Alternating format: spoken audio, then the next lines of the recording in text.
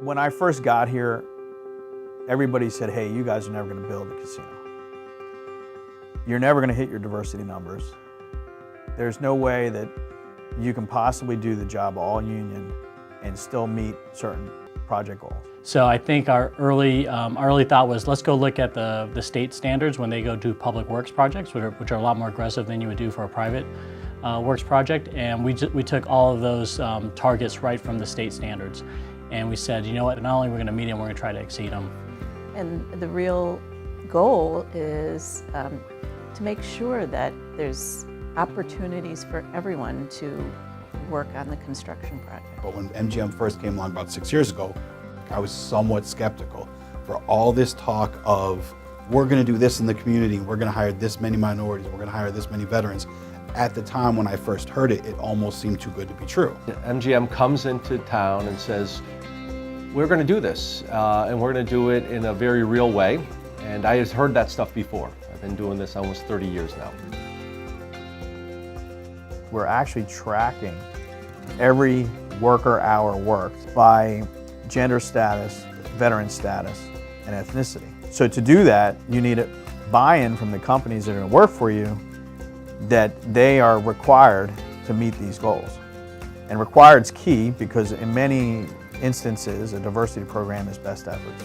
From day one, we've said this is not best efforts, this is required. Like the first question always had to be is, okay, how many veterans do you have? How many women do you have? And making sure they had the proper count. So we'd literally go around and count. So a lot of times we had a lot more diversity than we thought. The first time I met Brian Packer, the very first thing he said to me was, somebody came up with very aggressive diversity goals for the company. They're important to me that we hit these goals. So I need you to go all in, to get all out there into the community, make the partners that are going to be needed so that we can hit these goals and hold people accountable. And you have my full sources, you have my full support. So that's what we did. And we started off, we just basically grassroots. We went out and got names of people, names of minorities, names of women, veterans, and then it was a matter of staying on it. So when we did the first outreach call and we said, if you are a local or a diverse person in the union, we want to meet you and we want to know about you, my office hours got booked pretty fast. You know, it's been, again, a collaboration, everybody talking to everybody and making sure that, hey, there's this person out in the community who's looking for a job, or, you know, we still have need for a woman on, you know, in this area. So it's been going back and forth. You know, it takes a village. Because of the diversity requirements, and everything starts from the top down. And when MGM sets a standard like that, it goes right down to Tishman with Randy Pitts, and then it goes right down to the subcontractors and to my foremans. You know, and that's what they're serious about it. So there is no question. Without Tishman, we could not have made that happen. One of the strongest activities that Tishman did, they created a database of local and diverse companies. They spent the first 2 or 3 months just out there meeting companies, identifying them, going through our diversity certification partners, sending people out to meet with them, seeing what their capabilities are. We were able to create this comprehensive local and diverse database that we now have. You know, Brian, Shalon, and myself figured out very early on that we needed to partner with the unions. They needed to be our allies. The unions and Tishman, our GC/CM, worked very, very hard to make sure that everybody understood that best efforts wasn't going to be good enough, that these were real goals that we intended to make and exceed. I mean, partnering with MGM is putting the local people to work. They came to us and, you know, all these people are getting in Western Massachusetts, and they're staying in Western Massachusetts, and they're getting a career with great benefits and health care and great wages. The unions have been one of our greatest assets in this whole effort. We could not have done or met our goals without the unions. The unions are doing it organically now. They're doing it on their own. We don't have to keep preaching to them about diversity. They've actually adopted it, and it's a goal of the union themselves. It's not just the owner goal anymore. Our membership for females has quadrupled, and they're here. They're on this job, but they're not going away. They're going to be going to the next job. Yeah, I can tell you our women membership has increased dramatically And we've got a lot of good laborers out there, women laborers, doing the job out there and getting it done. We can't do this on our own. The community has to feel just as much vested as to making sure we hit these goals for the project. So get them to the table, have them there at the beginning. To engage the community, the first thing I did, and Brian Packer, directed me to when I got here, he said, I want you to spend a month doing nothing but meeting with every community-based agency that there is.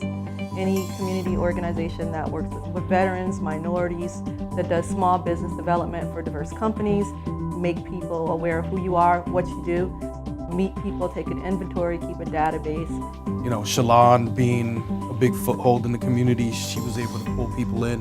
Community Partners Network first started when Shalon Brown started working with the Diversity Initiative on Construction. Veterans Inc. is outstanding 501c3. We predominantly work with housing veterans and provide employment assistance. A lot of our guys, just like our Springfield residents, are just people that need a chance, just people that need an opportunity to get back in the workforce. And Freddie Lopez, because we know each other from our work in the community, actually told me about the CPN. It was very early on in the stages, and he said not only can your population that you're servicing use this, but we just think that your advocacy and you're very vocal, and just some of your thought process on how we should go about reaching out to the community would be very useful. We all just collaborated and said, this is the goal. We didn't even know goals.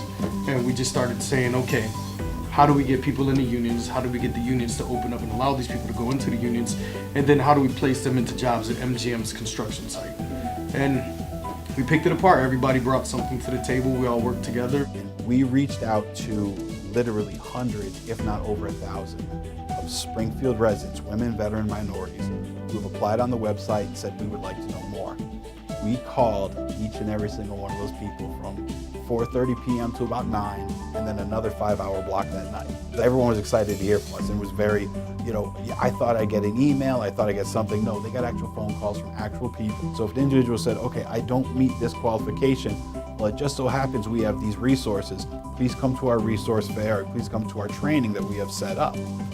So not only did the CPN reach out to these people, we did our best to provide the residents of Springfield with the tools to be successful. Seeing MGM Springfield take the steps in getting more minorities, veterans, women out to work is a huge win for everybody. And it's nice to see owners and contractors taking those first steps instead of being forced to. They want to. Hearing from the locals that MGM made a lot of promises, a lot of commitments to local hire and local economic impact. And that came through with the application process.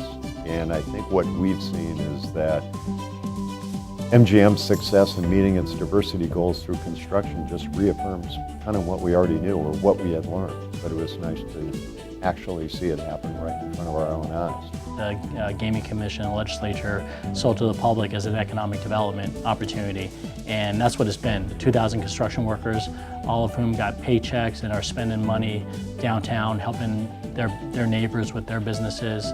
And then the 3,000 employees that we're bringing into the resort, many of them were introducing to the industry for the first time. People were amazed that we were that accessible. We met every diversity goal.